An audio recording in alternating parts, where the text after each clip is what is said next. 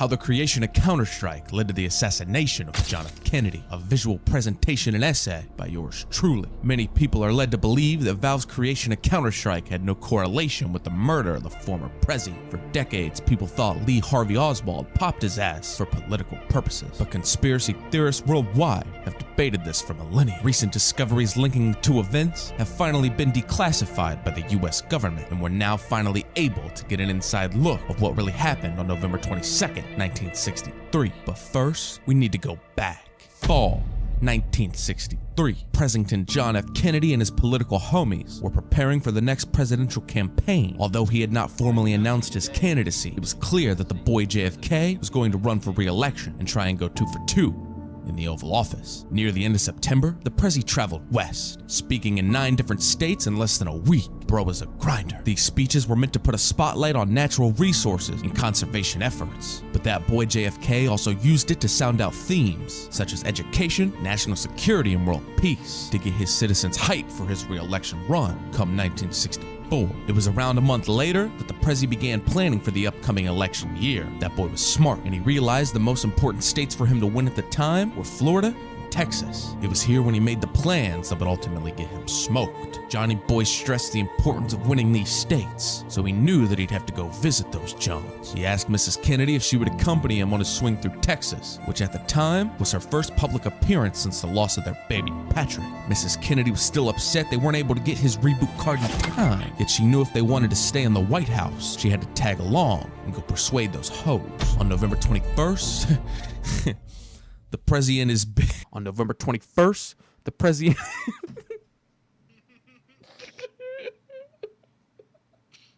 Dude, this I can't even say this part. On November 21st, the President is On November 21st, the President and his bitch departed on Air Force One for the 2-day 5-city tour of Texas. He's a brave man. I've been to Texas before, and I can confidently say that everyone in that state is fucking worthless. Maybe besides Mark Cuban. That is a white boy I fuck with hard. Fast forward 36 years to 1999, where 2 bozos named Jess Cliff and Min Lee are working on a mod for a game called Half-Life. They spent their nights in college coding like a bunch of losers. Lee attended Simon Fraser University getting a degree in applied science, while Cliff went to the Virginia Polytechnic Institute and got a degree in touching minors. Yes, I'm being serious. One of the creators of Counter-Strike is a kid diddler. This is the second kid toucher I've done research on in the CSGO community. Perhaps a pattern is forming. Nevertheless, after months of programming, their Half-Life mod is up and running. With Min's work on the graphics and Jess's work on the code, it was only a matter of time before the mod gained more traction, and gained traction it did. That same year, the studio behind Half-Life, named Valve, was knocking on their doors, giving them a job at a college, and more importantly, acquiring the rights for this Half-Life mod they had just created. It was only the next year when this mod would be relicensed and turned into its own game entirely, but they needed a name. More importantly, an acronym, an abbreviation people could quickly spew out in conversation. The first idea for the name was Terrorist Striker, but they thought the acronym TS didn't have a ring to it. It was here that Jess Cliff suggested the name Child Sex, or CS, based off one of his alleged passions. Min Lee liked the CS part of that idea, but suggested the name Child Sex would be inappropriate. They settled on Counter-Strike instead. It was only a few weeks later that Counter-Strike was released by Valve for Microsoft Windows, though several ports and remakes were released on Xbox and Linux at a later time. The morning of November 22nd, 1963, the Prezi and his bitch are waking up in Fort Worth, Texas. They were posted up at a hotel following a long day of public speaking. In the early morning, they went over their schedule for the day. They were to accompany a motorcade to Carswell Air Force Base, where they would then take a 13-minute flight to Dallas, arriving at Love Field. Upon landing, the Prezi immediately disembarked and walked towards a fence where a crowd of his fans were awaiting. My boy was reported to shake hands with all of them. I need a fucking drink, Jesus Christ. This is actually the dumbest fucking video I've ever made in my life.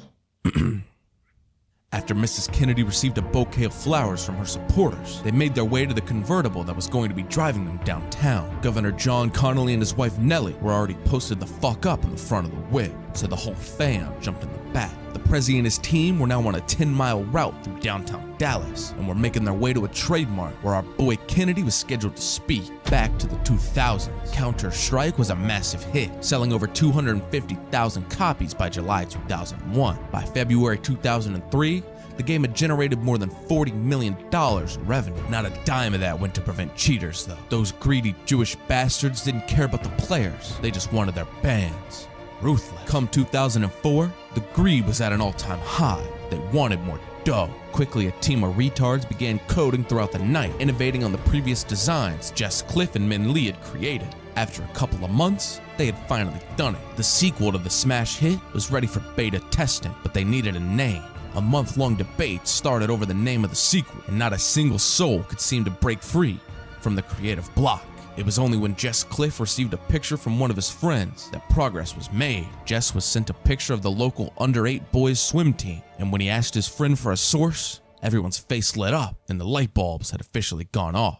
The name of the new game would be Counter-Strike Source. The game's success was unrivaled. It received reviews the likes of which Valve had never seen before. The innovations were outstanding, from improvements to the smoke grenades, flashbangs, and recoil, all the way to the 9 amazing new maps that they had created. It's safe to say Counter-Strike Source was a smash hit in the community. Add on the ability for players to now make their own maps with Source SDK, and you had the hosts going crazy back in the day. They rode off the high the success had given them for as long as they could. But if there's one thing Valve cares about more than anything else, it's money. Come early 2011, they felt the river of CSGO Source had run dry. All that meant was that they were even hungrier to make some more dough. They knew if they really wanted to make some bank, they were going to need infrastructure that only a whole new game could provide them. One of their main goals at the time was to get Counter-Strike available on consoles, and to create a marketplace where in-game items could be traded for cold hard cash. They partnered with a company called Hidden Path Entertainment and spent the next year cooking up in the lab. By August 2011, they had finally done it. A third Counter-Strike game was ready for mass consumption. But again, an issue arose when they couldn't produce a name before launch. On August 12, 2011, Valve decided to host a Bring Your Kid to Work Day to calm the nerves in the office. Tensions were high. Everyone was panicking because they didn't have a title for the brand new game they had just created. In the midst of this hysteria, Jess Cliff was found trying to climb on top of a 14-year-old girl. The girl repeatedly yelled, "Get off! Get off!" until the whole office arrived at the scene. Upon hearing the "Get off! Get off!" everyone's face lit up as the girl was being attacked. Get off. G-O. Global Offensive. They had done it at last. The game was released on all platforms August 21st, 2012. CSGO was a smash hit. The game was well received by critics, and to this day is still considered one of the best competitive FPS games ever made. But CSGO wasn't all about the fun. It was only 1 year later that their plan for real value in-game cosmetics would spring into action. In 2013, they would add something new to their game, known now simply as the Arms Deal Update. This change added in-game loot boxes that could be opened with keys bought on the CSGO marketplace. Once you got a skin, you were now able to sell it or trade it with other players worldwide via that marketplace. At the time, it was harmless. You could buy skins for real money, but they could only be sold back in exchange for Steam credits. Valve loved this idea. They could simply get a cut of the deposits players made to buy the keys, and then leave the rest of the transactions to the people. Very quickly, an in-game economy was up and running. The shitty skins were worth nothing, and the rare skins could be worth hundreds. Valve was lining their pockets with cold hard cash, the likes of which they'd never seen before, and they were laughing all the way to the bank. But it wasn't long before players realized they could abuse the trading system and accept payments for in-game items outside of Valve's marketplace. Only a few months after this update, our first CSGO gambling website was created. This would be an innovation that permanently altered Valve's history. Players of all ages were now able to obtain skins and then gamble them for real money, all within a new and unregulated industry. Greedy content creators swarmed quickly to this innovation, creating illegal websites to cash in on Valve's fuck-up. While the owners of these sites were getting filthy rich, the children they promoted to were developing gambling addictions, and some adults were even losing their life savings. Gambling is a hell of a drug.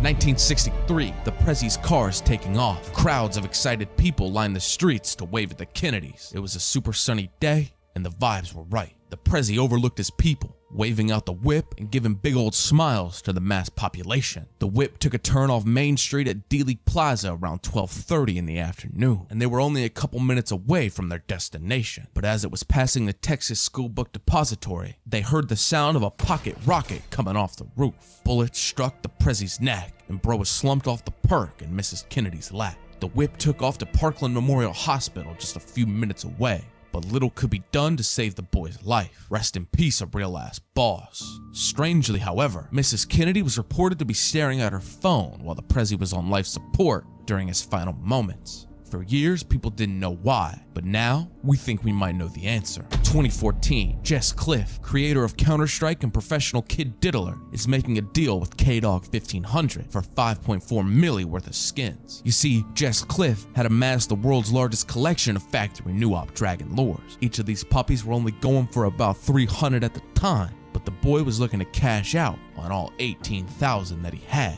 He scavenged forums looking for a buyer when he came across a user named K-Dog 1500. K-Dog was interested in the whole collection from Jess, citing her reasoning as, quote, "just got a feeling these'll go up." Smart broad. A factory new Dragon Lore goes for at least 6,000 in 2023, meaning that in only 10 years, she would have an inventory worth over 108 million. 5 mil to 100. Now that's a goddamn investment. Jess agreed to sell the bitch the D-Lores, but wanted to do the transaction in person for security purposes. He demanded he be paid in all cash, and K-Dog happily obliged. She handed over the bands, and Jesse Boy sent the skins. Transaction successful, but right as Jesse was about to leave the scene, his ass got popped from behind. A bullet came from a few hundred yards away and put his ass to sleep. K-Dog retrieved her funds and ran off with the D-Lores. Innocent civilians screamed and cried as she took off. They called the police immediately. Jess was taken to the hospital in critical condition. It was after this when K-Dog would catch a flight to Fort Worth, Texas. Declassified records that were only revealed to the public in 2023 reveal K-Dog's true identity. K-Dog 1500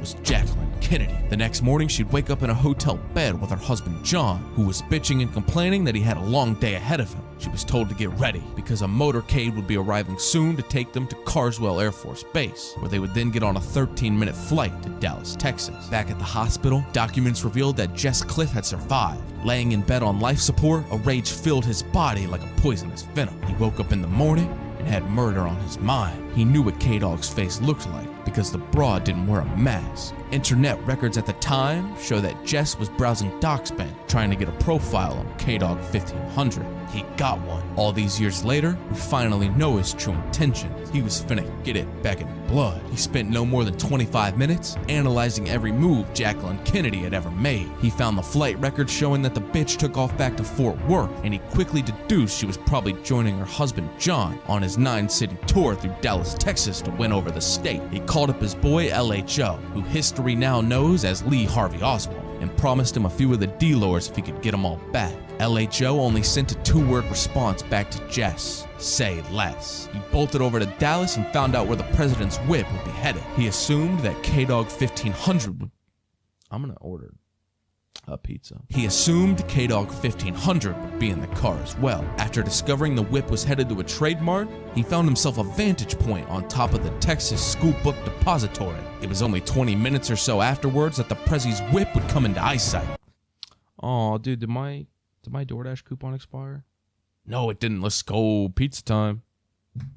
Oh, I'm sorry. Am I making a video? He pulled his pocket rocket up from his bag and he scoped the bitch out. And to his relief, he saw K-Dog 1500 posted up near the Prezi. He lined up his sights and he took the shot. The shot hit. LHO reveled in joy as he assumed the job was done. But it was only a couple seconds later, he realized the grave error that he had just committed. LHO's bullet did not strike K-Dog 1500. Lee Harvey Oswald had just killed the Prezi. He hit up Jess and told him the news. Jess was pissed, but LHO didn't have time to deal with that. Quickly, he fled the scene. Less than an hour after the shooting, LHO was questioned on the street by 12. The pig's name was Officer J.D. Tippett, and he noticed LHO acting funny. We know now that LHO was acting so strange because he had just lost out on his bands. After getting into an altercation with Tippett, he capped his ass right in the face. He knew he had to dip. He hid for a few minutes in a local movie theater, but he knew that his poor aim was going to be the death of him. No one murders the president and gets away with it. 12 was on his ass. Only 30 minutes after putting a cap in the pig, Lee Harvey Oswald was arrested, formally arraigned on November 23rd for the murders of the Prezi and Officer J.D. Tippit. Back at the hospital, Jess was furious. The bitch had gotten away with the loot, and he knew now that because of LHO's fuck-ups, that she would have high-level security for the rest of her life. He had officially lost his D-lores. At the hospital while the Prezi was dying, new reports show that Jacqueline Kennedy was glued to her phone. Internet records reveal that she was on CSGO Lotto, blowing through D-lores like no tomorrow, making hella bands while the Prezi was dying. JFK would die from his injuries, and K-Dog 1500 would live to see another day, skins in hand. Jess took out his anger in the only way he knew how, hiring a nightclub security manager to put a cap in LHO while he was in police custody. The man he chose was Jack Ruby, and it didn't take him long to get the job done. In the basement where LHO was being detained, a crowd had gathered to shout hateful messages at him. He tried appealing to the angry civilians, stating that he didn't actually mean to shoot the president, but instead, his scamming wife. They didn't listen. Out from the crowd came Jack Ruby with a concealed .38 revolver. It wasn't long before Jack Ruby popped his ass, and LHO is dead. To Jess, and to the people of America, Jack Ruby was a nationwide hero. Despite this, he was still charged with first-degree murder and somehow even got sentenced to death. So much for the patriotism. Many people hear this story and tend to get surprised, but even though these documents were just recently declassified, the breadcrumb trail has been here all along. If you view Jack Ruby's Wikipedia page, you can still see traces of his illegal crime. It says it right here. He had been involved in illegal gambling, narcotics, and prostitution. What a dog. All these years later, we can now sit back and admire the Kennedys' wealth. Did you ever wonder how so many amazing museums were able to be built, or how the Kennedys managed to afford all these luxurious houses? Well, I can tell you for a fact, it had nothing to do with the boy John. No, the Kennedy legacy leads all the way back to K-Dog 1500. The end. That was probably the dumbest fucking video I've ever made. Yeah, I don't think it actually gets much stupider than that.